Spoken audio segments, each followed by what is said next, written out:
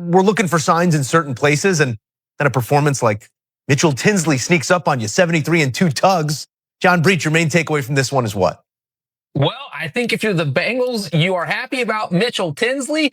You are not much happy about almost anything else that happened. You don't want your star quarterback running for his life in the preseason. I talked earlier about how the offensive line was going to be something that you need to keep an eye on tonight. The Bengals have a battle going on at right guard, and neither of the guys in that competition might not end up getting the job. It could just be someone that they go out and sign. This team has to be open-minded about what they do at the position. So the offensive line struggled a little bit. And then, of course, the defense. What did the Bengals give up? 71 yards per carry. I don't have the exact number from me, but it was something astronomically high. We saw that happen in the first preseason game against the Eagles, and then for it to happen in the second preseason game, that Trey Hendrickson was on the sideline. He was probably just counting dollar bills every time the Commanders gashed through and gained big yards. So my big takeaway is that the Bengals have to fix this defense. They only have 3 weeks to do it. There aren't many options except get Trey Hendrickson under contract. And the offensive line is still a little bit of a work in progress. That's more easily fixed. So we'll see what happens there. So 2 things the Bengals need to worry about over the next 3 weeks. And Stephen A., what say you about the Bengals?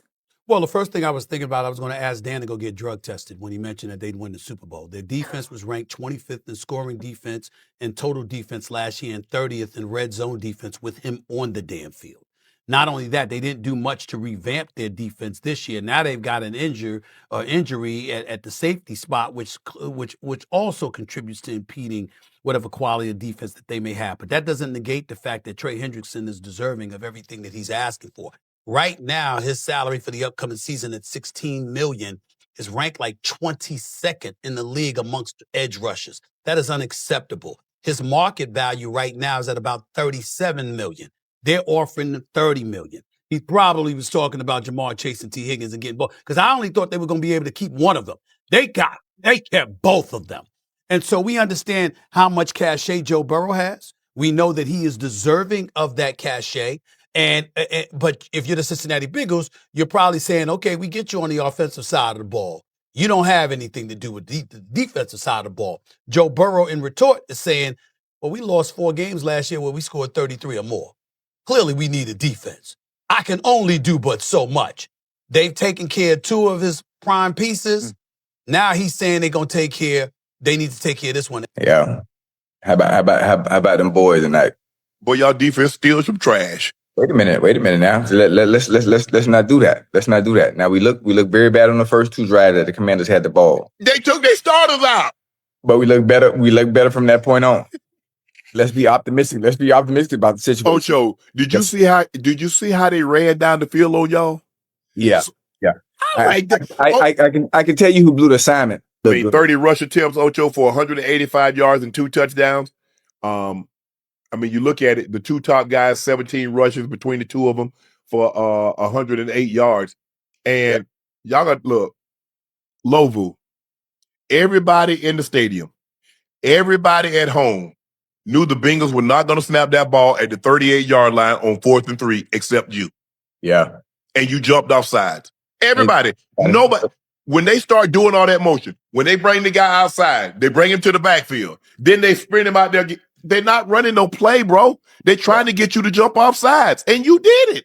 Yeah. Guess what? Guess what happened, Ocho? Didn't they go right down the field and score a touchdown?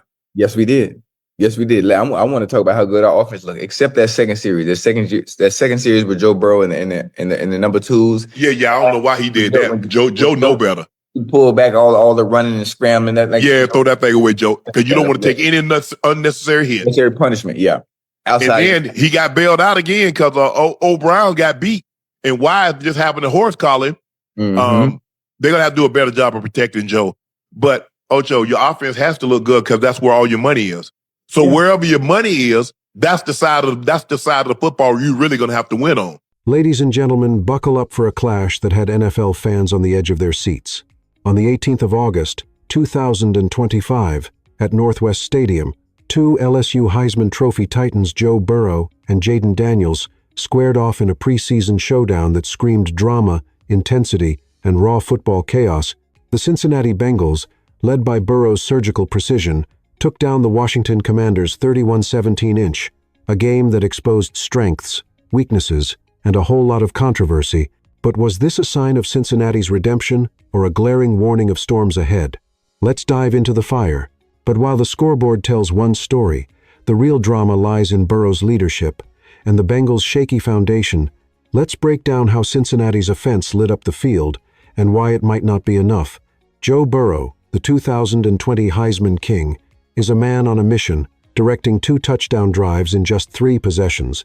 He completed 9 of 14 passes for 62 yards, capping his night with a pinpoint 4-yard touchdown to wide receiver Charlie Jones. Chase Brown's 1-yard plunge on 4th and goal.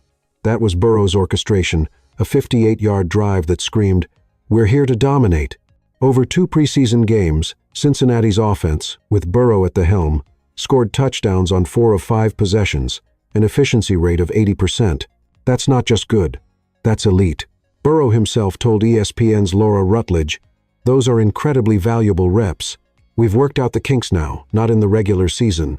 But hold the confetti." Burrow's night wasn't all roses. A bizarre 17-yard sack, where he danced backward, fumbling the ball, had fans clutching their hearts.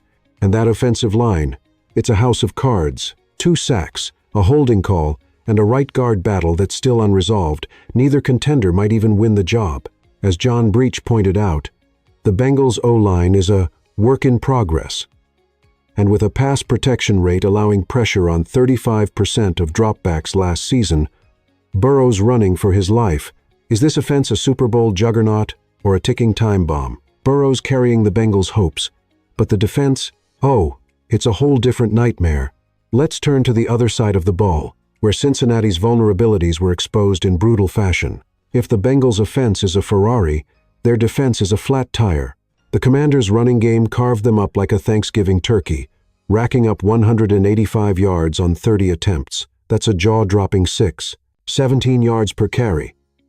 Rookie Ja'Cory Krosky Merritt, a 7th-round pick, gashed them for a 27-yard touchdown, finishing with 46 yards on 11 carries. Chris Rodriguez Jr. He torched them for 62 yards on just 6 carries. Stephen A. didn't mince words. "Y'all defense still some trash." Last year, Cincinnati ranked 25th in scoring defense, 25th in total defense, and a pathetic 30th in red zone defense. And now, with 2024 NFL sack leader Trey Hendrickson sidelined by a contract dispute, his $16 million salary laughably ranked 22nd among edge rushers. Despite a market value of $37 million, the Bengals' pass rush is non-existent. Stephen A. roared, "Trey Hendrickson is deserving of everything he's asking for." The Commanders' first drive, 4 plays, 74 yards, touchdown. The second, 3 plays, 44 yards, touchdown. As one ex-post screamed, Bengals defense got ran over like they were standing still. With 2023 first-rounder Myles Murphy still a weekish away, per coach Zach Taylor, this defense is bleeding out. Can they plug the holes before week 1? The defense is crumbling. But one Bengal stole the spotlight and flipped the narrative. Let's talk about the breakout star who's got everyone buzzing. In the midst of Cincinnati's chaos, a new star was born. Mitchell Tinsley, a 25-year-old undrafted wideout, lit up Northwest Stadium like a firecracker. 5 targets, 5 catches, 73 yards, and 2 touchdowns in a 20-second span, both from backup QB Jake Browning. His first, a 13-yard high-point grab, spinning past defenders. His second, a jaw-dropping 21-yard toe-tap masterpiece after a Barrett Carter interception, securing a 28-14 halftime lead. Bengals fans on X went wild, with one post declaring, "Mitchell Tinsley have a day." Even Burrow himself sang Tinsley's praises to Laura Rutledge. "That guy's been making plays all camp. He's a guy you can trust." Tinsley, who played for Western Kentucky and Penn State, racked up 87 catches for 1,402 yards in 2021 alone. Cut by the Commanders last year, he returned to FedEx Field as a Bengals captain and made Washington regret it. But here's the twist. With Jamar Chase and T. Higgins leading the receiver room, plus Andre Iosivas and Jermaine Burton in the mix, can Tinsley lock down a roster spot, or was this just a preseason mirage? Tinsley's rise is a beacon of hope. but the Commanders had their own storylines brewing. Let's shift to Washington and unpack the drama on their side of the field. While the Bengals battled their demons, the Washington Commanders brought their own fire. Jaden Daniels, the 2023 Heisman winner and reigning Offensive Rookie of the Year, electrified the crowd in his lone possession. 4 plays, 74 yards, capped by a 14-yard touchdown scamper where he dodged defenders like they were statues. No passes thrown, but who needs them when you're outrunning everyone? Daniels told reporters, "I'm playing football. It's a game to me," shrugging off the preseason label, but Washington's 0-2 preseason record hides deeper wounds. Without 3 offensive line starters, 2 starting receivers, and tight end Zach Ertz, Daniels was a lone warrior on a slick field. And then there's Brian Robinson Jr., the RB who rushed for 799 yards and 8 touchdowns last season. Sidelined amid trade talks, Coach Dan Quinn admitted, "News like that is not always easy." Rookie Jachary Kroski merits 27-yard TD, and Chris Rodriguez Jr. 62 yards on 6 carries suggest Washington's backfield is evolving. But at what cost? With Terry McLaurin absent due to a contract dispute and Noah Brown nursing a knee injury, is this team ready for the regular season, or are they spiraling into chaos? Both teams left the field with victories and vulnerabilities. So, what's the final verdict on this epic clash? Let's wrap it up and look ahead. The Bengals walked away with a 31-17 victory. But the score doesn't tell the whole story. Joe Burrow's offense is a well-oiled machine, boasting an 80% touchdown rate in the preseason, but his O-line's leaks and a defense that allowed 6 yards per carry scream trouble. Trey Hendrickson's contract saga, $16 million versus a $37 million market value looms large. And without him, this defense is a house of cards. Meanwhile, Mitchell Tinsley's breakout night offers hope. But is it enough to mask Cincinnati's flaws? For the Commanders, Jaden Daniels is a superstar in the making. But a depleted roster and trade rumors surrounding Brian Robinson Jr. paint a picture of uncertainty. Both teams have 3 weeks to fix their cracks before the regular season kicks off on the 7th of September. Will the Bengals' offense carry them to glory, or will their defense drag them to ruin? Can Washington rally behind Daniels, or are they doomed to collapse? One thing's certain, the NFL season is coming, and the drama is just getting started. Hit that subscribe button, smash the like, and tell us in the comments who's got the edge in Week 1. Stay tuned for more NFL drama as we count down to the regular season. The Bengals and Commanders are just the beginning. Who's next?